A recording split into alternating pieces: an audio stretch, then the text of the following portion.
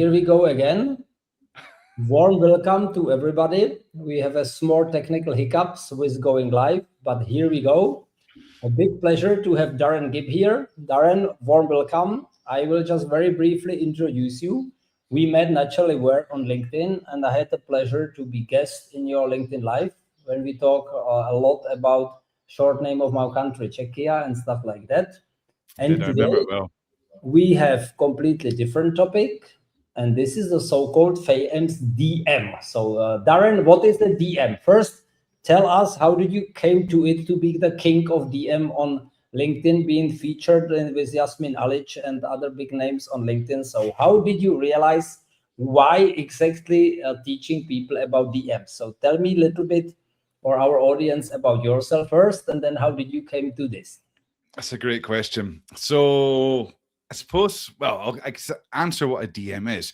A DM stands for direct message, and it's quite simply when you message somebody on the platform. You have DMs in Instagram, you have DMs in all the social platforms, but just a private message, a PM, it can also sometimes be referred to.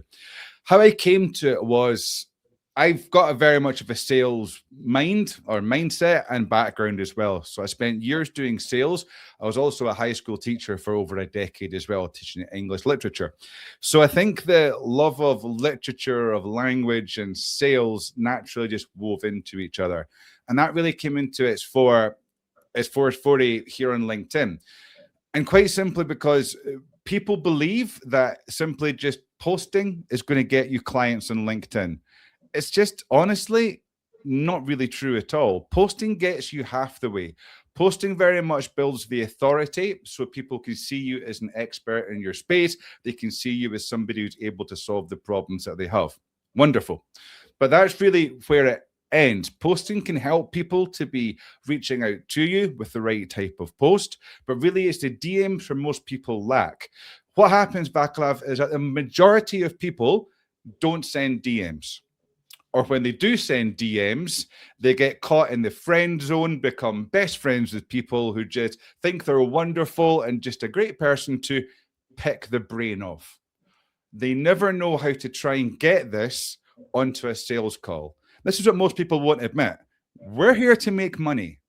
If you're on LinkedIn to make friends, honestly, there's better social networks for it. We were talking about the bloody technical problems alone. This ain't the place to make friends, but it's a place to make money.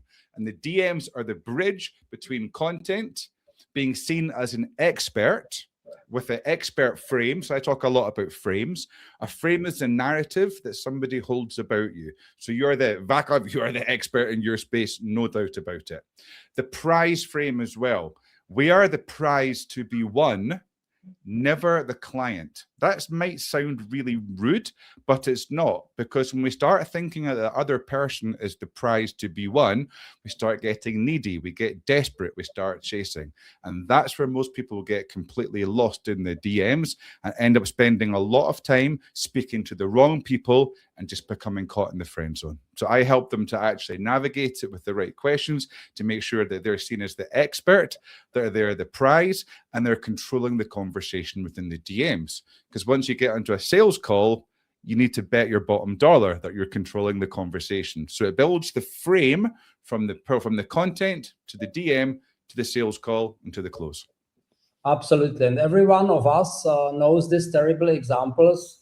You have a contact request. Okay, looks like a nice guy. You confirm and you get a sales pitch in the first DM message. So this is definitely the thing we shouldn't go. And that's definitely the very, very bad behavior.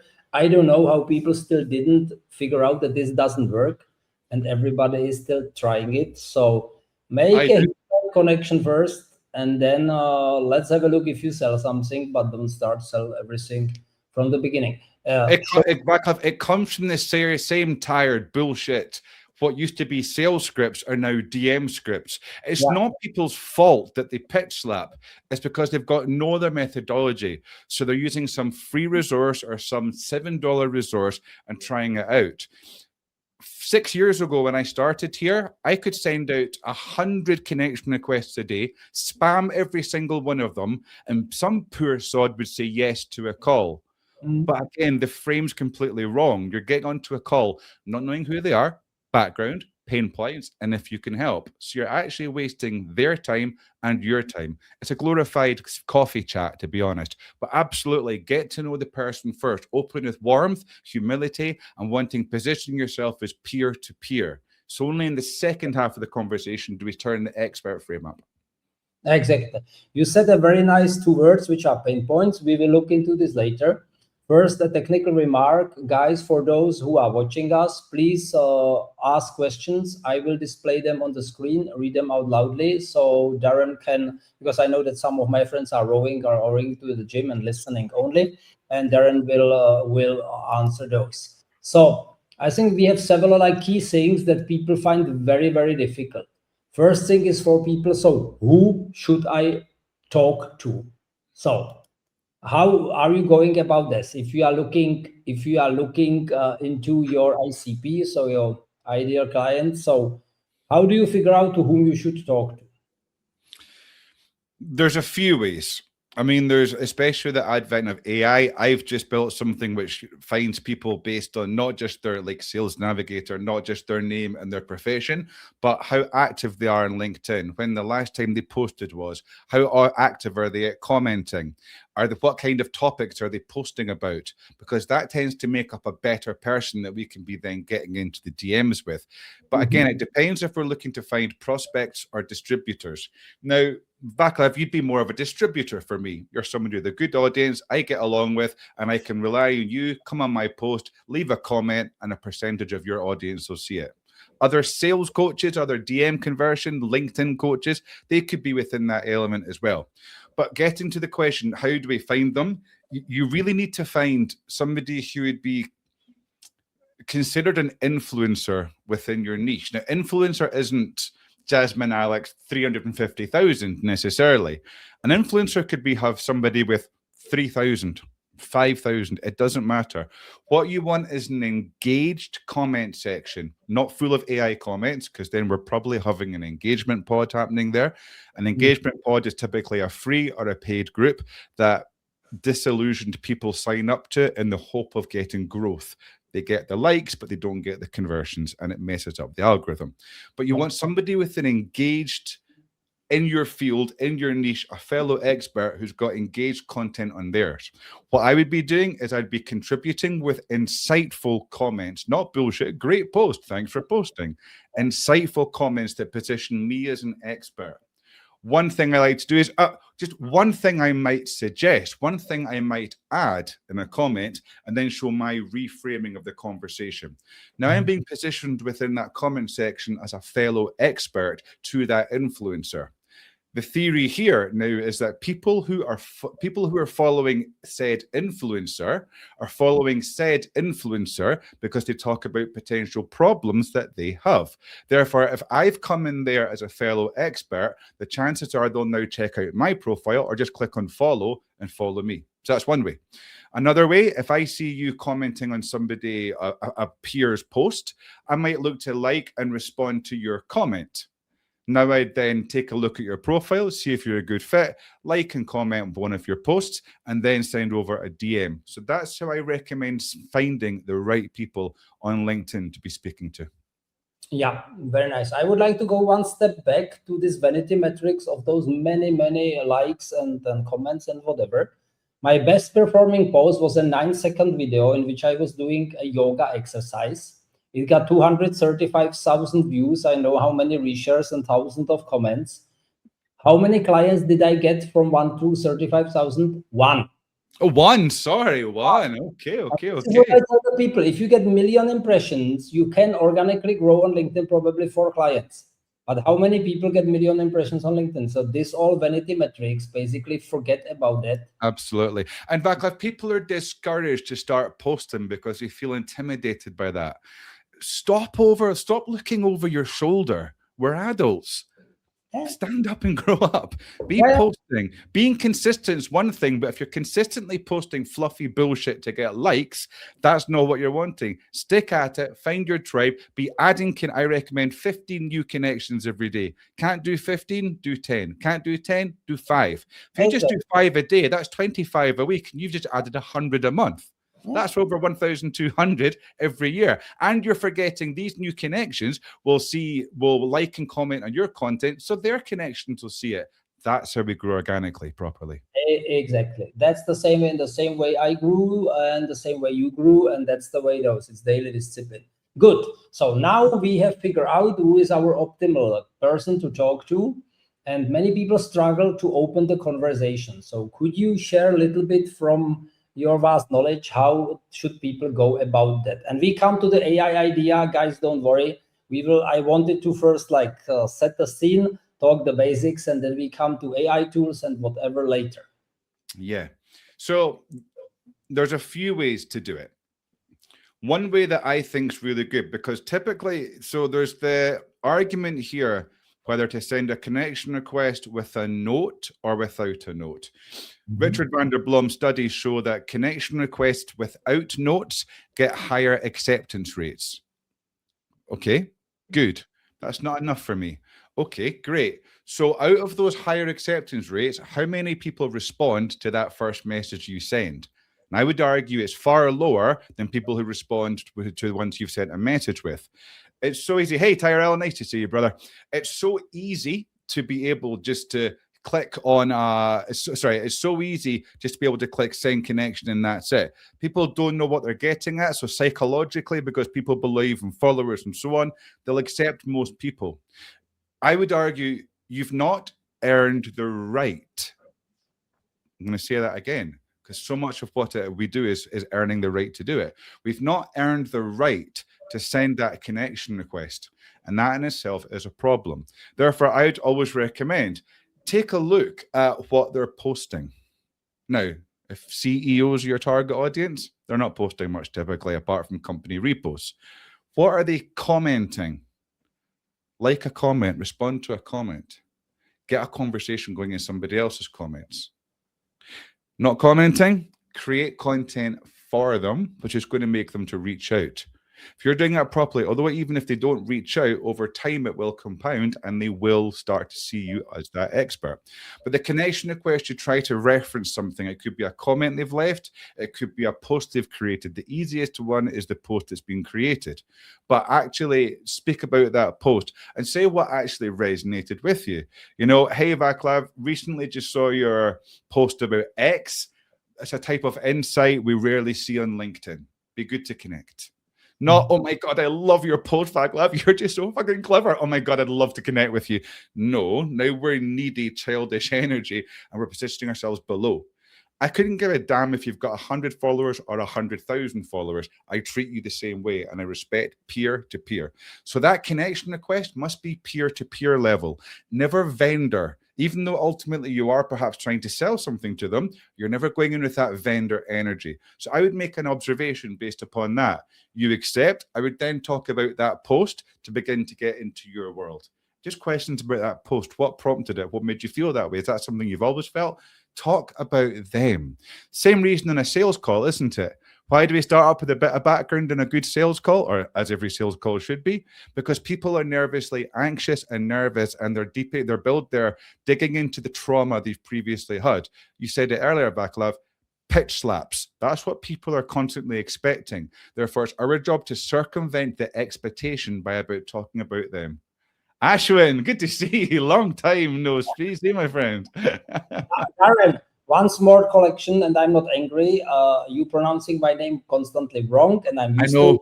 It's Václav. Just think of a pizza, and then you have it right. Václav. Václav. I am sorry, Václav. Every time I've said it, I thought to myself, I'm sure I'm saying this wrong. Václav, I apologize. Too correct. Václav is the way to go. Good. So this was a very, very nice session about how to start your own conversation. But we start a conversation, but then how to move the conversation to finding something, and this was the term you said, the pain point. So how go you through the conversation? And maybe we could do some sort of real play with me. So I'm a career consultant. I'm posting something about job interviews, and you would like to sell your DM conversions to me. So how would you start? Well, number one, let me correct you here, my brother. Pain point is not the right thing to be looking after or looking for. Every one of these coaches and gurus will talk about pain points. Here's the facts and the scientific reasoning behind it. Out of everyone you speak to, there's approximately 2 to 3% have a bleeding neck problem, their credit card in the other hand, and are waiting for the right person to pay. 3%, 3 in 100 people who look at your content. About 7%, more or less approximate, 7% are, I know my neck's pissing with blood, but if I do this for long enough, it'll probably stop. I'll figure it out. 90% of people do not know their pain points, but they do know their symptoms. So we need to speak to symptoms and pain points. So a symptom, for example, I could have a whooping cough, and you could say, Darren, you could say, Darren, what's wrong with you? That sounds really bad. I could go, yeah, had it a while, but just a cough. You could say, how long have you had it for? About 3 months. Darren, my uncle had a cough very similar to that, and it turned out to be bronchitis. You should go and see a doctor. You were pain point aware. I was symptom aware. So how knowing the pain points was our job within the DMs, and if not a DM, certainly by the sales call, to surface that gap between symptom and pain point. And it's that gap which is so important. And when we can get the other person to surface it themselves, they feel a sense of ownership over it. So now they've identified that gap themselves, but you're the clear, obvious expert to it. So surfacing it is through good questioning. It's through essentially, you're talking about, things like career. So it's got to be or if it was me, for example, my simple question to you would be, so how are things on LinkedIn going? LinkedIn's general. I then would dial down to that idea of DMs, but it starts something specific. So how's the career going? And then you'd want to niche to drill down to that more specific thing and to see if a pain point or where it comes. Now, from that, there's all sorts of signals that they're giving us. If somebody's writing to you in 5-word sentences, they're either a CEO, because that's how they write, or they're kind of saying, I'm guarded, I'm not giving you all the information, and I'm aware of what might be happening. Whereas if somebody's writing to you in paragraphs, exclamation marks, emojis, that's them opening up and saying, I'm open to this. I already see you as somebody who potentially could solve this potential problem I have. Because nobody shares a problem with another human being unless they think that other human being might be able to solve it. This is a very, very wise sentence. Yeah, because everybody is ashamed, and then specifically in this artificial, plastic world where everybody's pretending how great he is or she is and what other success is. This is exactly what everybody is ashamed to share their fuck ups or whatever. And for me, it's exactly the opposite. Share your vulnerability, share that you had a depression, you came out of it, you are back on track, and this is it. And this is making you a more authentic person than being this perfectly polished, Porsche 911 Carrera white Cabrio with red seats. Yeah. Agreed. What I'd also add to that, you mentioned it key there, Václav. Key is the idea of how you came out the other side. Too many people on this fucking platform just share the vulnerability, poor me. It will get a lot of engagement. It will get a lot of people sympathizing. But bro, if I'm going to pay you 5, 10K a month to work with me, I need to know you've got your shit together and you know exactly what it is. So if you've not figured out that problem yet, it actually really damages your positioning and brand. Just something I wanted to slot in there. Yeah. That's very, very wise. Yeah. So we have already nicely described what is the difference between the symptom and pain point. The sales, we often use the term the sales zone, that the client is not the sales zone yet. So, but Josh Brown once explained it beautifully on a case of barbecue grill. Only 2/3 of the barbecue grill are working, but still you get your steaks done. You don't buy a new one if the 1/3 of the grill doesn't work. You try to sell him, it's still sort of okay. It sucks, but you get, when it stops to the last third, it sucks that horrible that the people are going to buy something for you. And this is what we need to figure out. Good. I have been reading not everything, but a lot of your posts, what you probably see. And I was very curious by the last one, which you did. And where we are talking about 2 types of buyers in the same inbox. Could you elaborate a little bit about this concept, because I found it very, very interesting, and maybe later we are going to move how AI is helping you to get all of this done. Yeah. So tell me, what is it specifically that you found interesting about it? Because it's such a wide topic. Yeah. So how you spot the difference between them, and how to send them the first message just from someone's profile and content, Yeah, yeah. So there's two different types of buyers within the inbox. To encourage you to go back and to obviously to check it out if you're watching this live or on replay. The two different we tend to treat everyone as exactly the same person. And the two type of buyers also goes into this idea if they have a pain point or if they have a symptom. And it's really being aware of where they are at that specific moment within their journey itself. It's about knowing that you sending the same message to two types of people isn't always going to land the same way. Now, this is very much advanced, but to take the even more advanced on from the carousel, we've got about 6 different types of personality profile psychologically that exist within us as human beings. We've got ones like intellectualizer, analyzer, for example. An analyzer, you don't want to give towards the end of a DM conversation when looking for a pain point. You don't want to give a way out, so to speak, because what they'll do is they'll analyze every different possible options. So you want them to see the gap, but you need to lead them more. You need to, an intellectualizer, you need to lead them more. So if you give an intellectualizer lots of ideas, they'll try to intellectualize each one. Whereas if you give them a binary choice, that binary choice in itself directs them, and it's either this or this. Whereas we've got with somebody like an analyzer, they do need a few more different options. So is it X or Y for them won't typically work, and actually will tend to ghost because they analyze things in so much depth. They're more likely to actually ghost it and go, no. Or if it's a couple of other types, it's too much work. So it's about finding that balance between there being too much work within it and actually being able to answer it. But again, it all comes from building that relationship within the first 3 or 4 messages. So if I am aware of my symptoms, but still I don't want declare it openly, and I'm hiding myself into some sort of polished answer, what message could crack me to reveal the symptom? Depends on the person, depends on the conversation. There's not one magic message I can give you that suddenly gets a pain point to show itself. If it's in that situation, depending on the personality type, a binary question could help you to do it if it's the right one. So is it X or Y? If they say neither, that instantly lets you in. So what do you feel it is then? And again, in that type of person, the intellectualizer won't respond to the word feel, but an analyzer will, an intellectualizer won't respond to the word feel. They'll respond to the word think. So it comes down to really micro level. This is very, very advanced sort of stuff. But to answer your question, it's a case of answering the question very specifically, because you don't want to be just chatting away to them for hours and hours and hours. I always try to get 7 or 8 messages and it's done. You don't want to be keeping on. So there's a couple of questions where you are getting people to self-disqualify themselves because they're not playing game.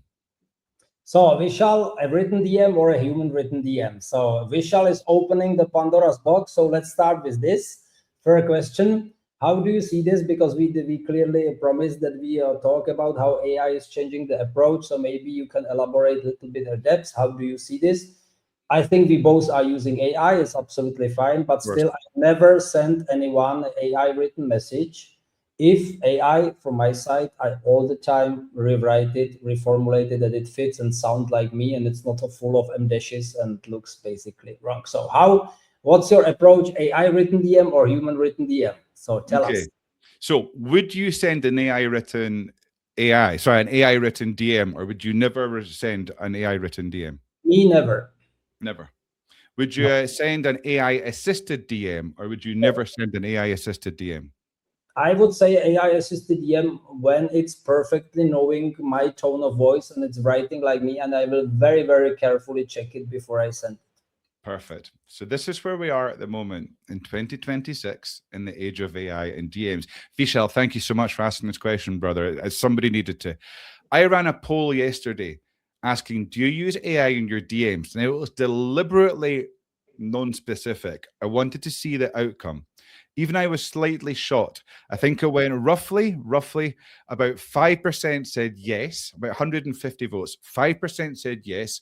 I think 12% said sometimes, which is what you're pertaining to, Václav, and about 80% said no.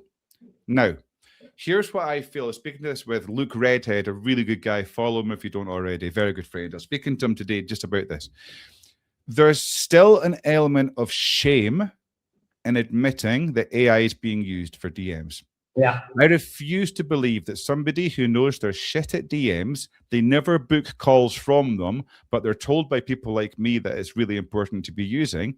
Why wouldn't they try? Why wouldn't they get an idea and then put it into their own words at the very, very least? I think most people are doing this. I know, because I go through hundreds of DMs every week, and I've seen an increase in it. That's what sparked the question.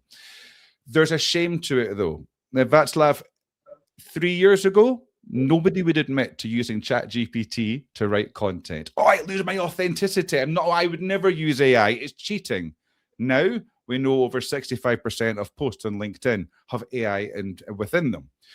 What we saw is what we're going to see with DMs. We saw no one admitting to using it, and then everyone using it, and it being absolutely garbage, and everyone knew it was AI, to now coming to the point, which is what you said, I'll use it to draft, to get ideas together, to formulate, but then make it my own. And I think this is where we're going with AI for DMs. Genuinely.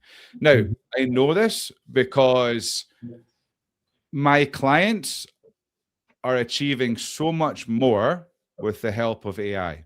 So I've built a full AI system. It's the same framework that I've used to generate over $4.5 million over the last few years on LinkedIn for my clients. It's the same psychological. It's loaded with over 22 expert minds, basically, that help to be determining, okay, this person said this, therefore this expert in this area needs to come in. It's trained on you, your ICP, your tone of voice. It literally takes thousands of your words, so it sounds and feels like you. It's not automated, and no time does it send, but it breaks down and coaches you and explains what's happening from a psychological DM framework perspective and gives you a couple of options that you could send.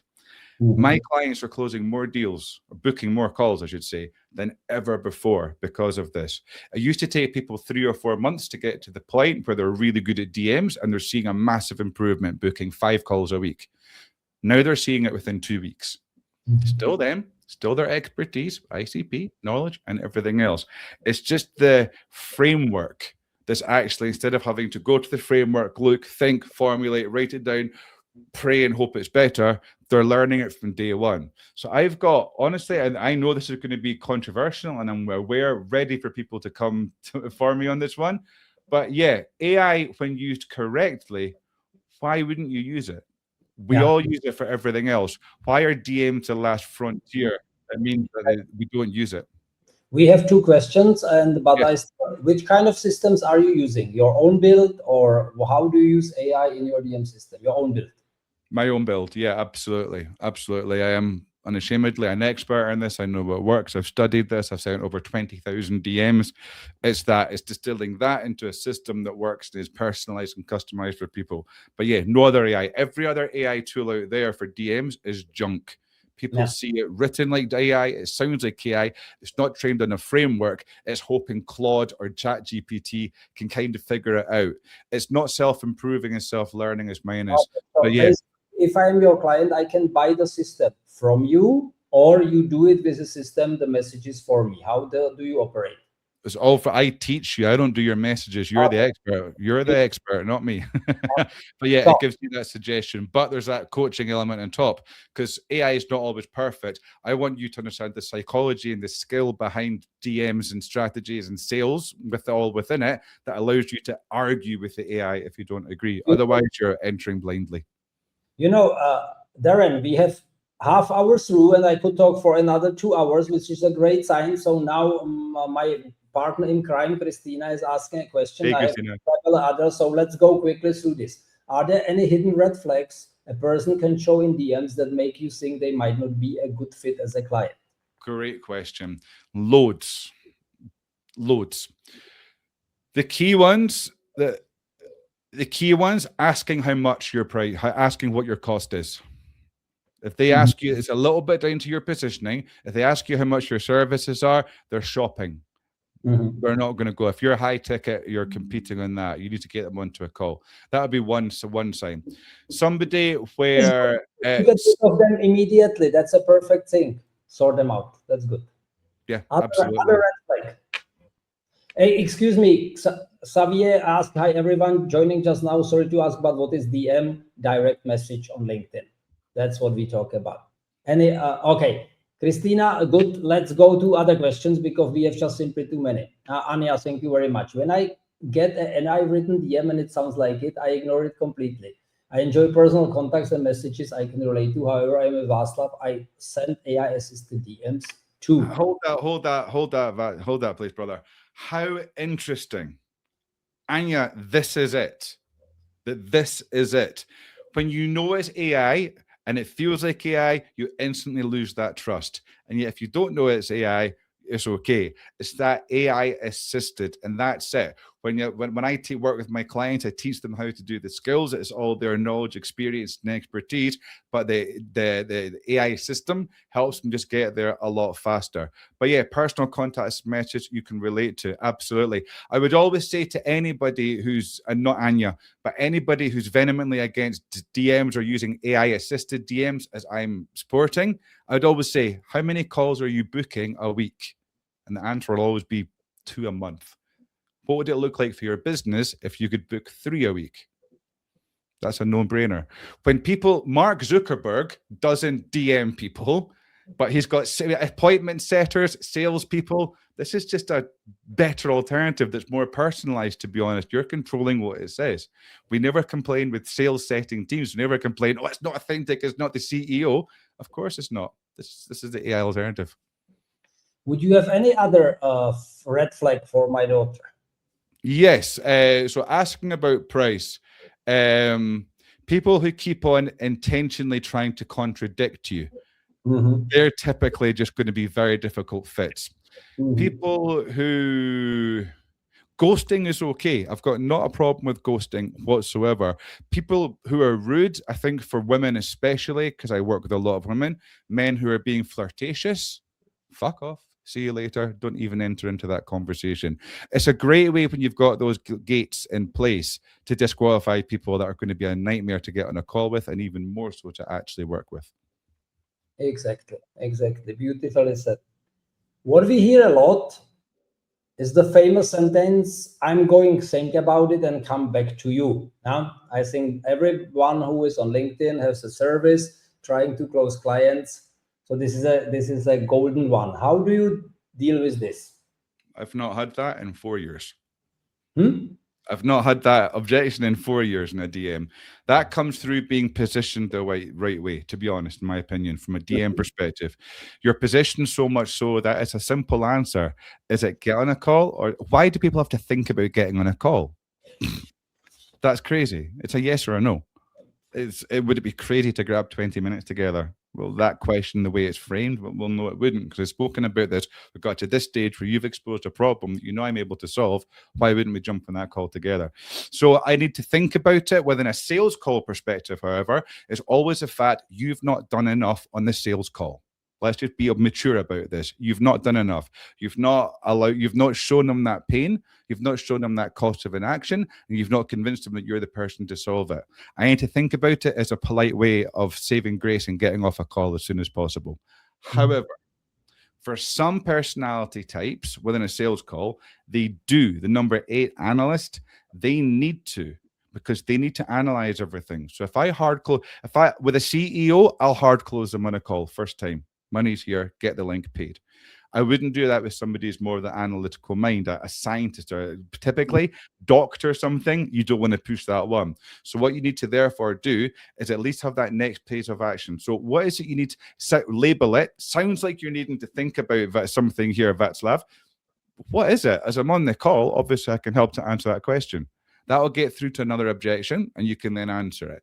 If they do genuinely need time to think about the price, speak to a partner, whatever, Fully appreciate that. So look, what I'm going to do is let's catch up tomorrow at 4 p.m. That way you can go away. You're going to need to speak to your wife. I'm going to send over a proposal for you so you can go through it together. And then we meet at 4 p.m. tomorrow and we've got that conversation. Too many people get off a sales call with that let me think about it objective and nothing happens. So if someone that always set the next action that needs to take place, which should be a follow-up call 24 hours later. Don't let it go over the weekend and things like that. Within a DM, if they said, I need to think about it, my simple response, Václav, what is it you need to think about? Sorry, what is it you need to think about? I would just answer that question. If it's worth the invested money, that would be my reply probably. But why is money being spoken about in a DM would be my reply. You should never mention money in a DM. Yeah. Never. Important for the audience. Really important. Yeah, especially high ticket. If you're selling low ticket through the DM, of course you need to. If it's high ticket coaching, consulting that you're doing, money should never come into it. Because the moment money is mentioned, you inherit the vendor frame, meaning you're selling something. Yeah.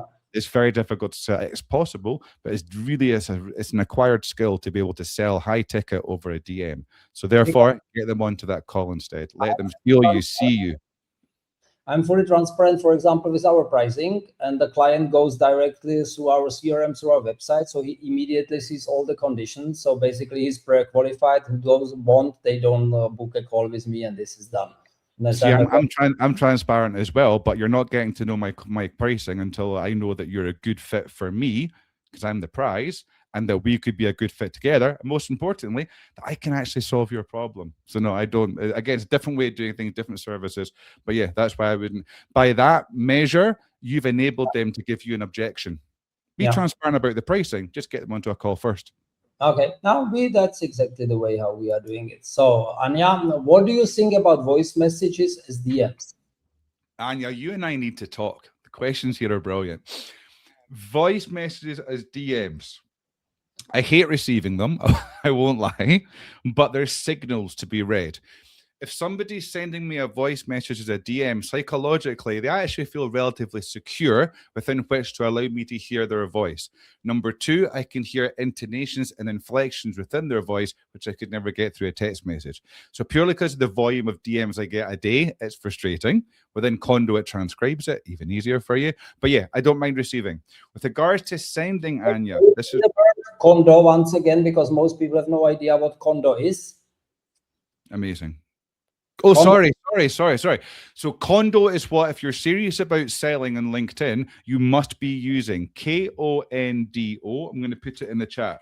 It's an inbox that just allows you to organize things so much easier. It's just amazing. You're able to send voice notes through your desktop instead of having to use your phone, which is just a bonus. But it's like almost like an inbox CRM. There's a free trial, I believe, 14-day free trial, I think. If you use, I'll even give you this one. If you use the code Darren25, you'll get 25% off your first purchase. So there you go. It's phenomenal. So yes, so voice notes receiving, that's how I feel. Voice notes sending, Anya, I think you're going to really like this. At the right moment, a voice note can book a call in a second. If I open up with a voice note, I've not earned that right. There goes the idea of earning the right. I've not earned the right to send you a voice note. You're probably going to ignore it. But if there's been a question asked by you and they've responded with a symptom or pain point, you can guarantee they're going to listen to your audio message. And talking about human connection, Anya, that's where the connection, we suddenly become human rather than abstract text on a screen. So use strategically. A voice note is one of the most powerful things that you can do. Perfect. Darren, we have 5 minutes to go, and I need to run because we have a presentation with Christina at the NGO in Basel at 6, so we need to get there. Last 5 minutes, I would like to use it for you and explain people how do you typically work with your clients, because this is the space which you deserve for joining my. So tell me, how does it look like? Thank you, my friend. So the space to tell that is this. So I work one-on-one with my clients. It really depends, Václav. I'm not going to sell you something you don't need. So it's a very much a bespoke package. But typically the way that I work with people is the one-on-one aspect, it's the coaching, it's the psychology, it's the understanding, and it's the strategy of the DMs and how to navigate them safely. I also, depending, will also give them my DM AI assisted DM system as well, which just sees massive I mean, we're literally seeing people booking 5 calls a week as opposed to people booking 2 calls a month. But it's the qualified right people. It's not this LinkedIn. I got 358 leads last month. Great. How many converted? These convert a lot higher because they're done the right way. So people reach out, follow, send over a connection request. I'm open to answer any questions you've got for me. Go ahead. If there's any question you didn't want to put into the chat, send over a DM. You need to connect first, obviously, and send me a DM, and I'll be happy to answer. But yeah, that's what they can do. Follow me, send a connection request, ask me some questions, and yeah, I love working one-on-one. I'm really convinced after this over 40 minutes that we could run another hour, and it will be probably we could do together like a webinar when we do a deep dive with people into those topics. Okay, the absolute basics webinar of DM, and then the advanced class, because it's so much human psychology behind it. And I somehow learned to write the DMs with my gut feeling. And I'm a huge fan of Josh Brown, selling soon, not selling, ditch the pitch, but poke the bear. And my famous sentence is, the sellers have the questions and the buyers have the answers. Ask, ask, ask, and listen. And this is the same if you are doing networking in person. I'm on the networking meeting all the time. I never talk about myself. I never tell people what I do. I ask them questions about them.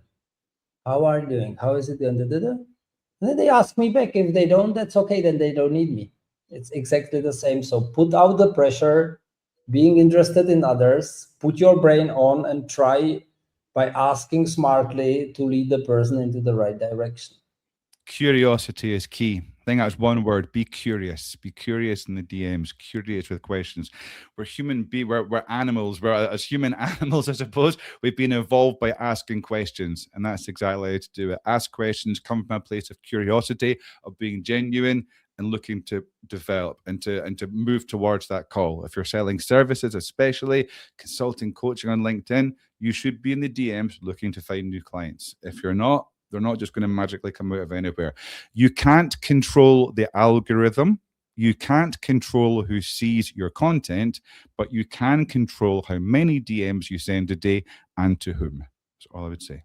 Exactly. I'm harvesting all people who are subscribing to the newsletter or people who are liking my commenting we are not connected, and we start very, very soft conversation from there.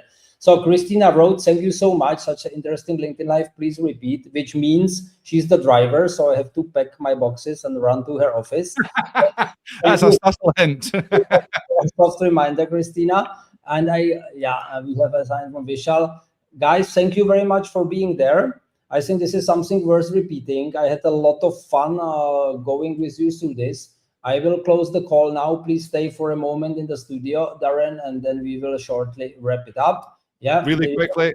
You've done it. Thank you so much. Sign up to my newsletter. It's free. You get some really cool DM stuff. You get some GPTs. You get my emails that are a lot more in depth than what I put on LinkedIn. Yeah, if this has been of any sort of interest to you and actually getting more deals, more calls booked within the DMs, I hope you'll find value there. Václav, thank you so much, my brother. You are amazing. Let's do this again. Christina as well, thank you so much. And to everyone in the chat, you've been absolutely wonderful. Some of these questions have been phenomenal. Vishal, Anya, everybody else, thank you so much. Much appreciated. Thank you. Thank you, guys. Thank you for listening and watching. Bye-bye. Bye now. So, this is it.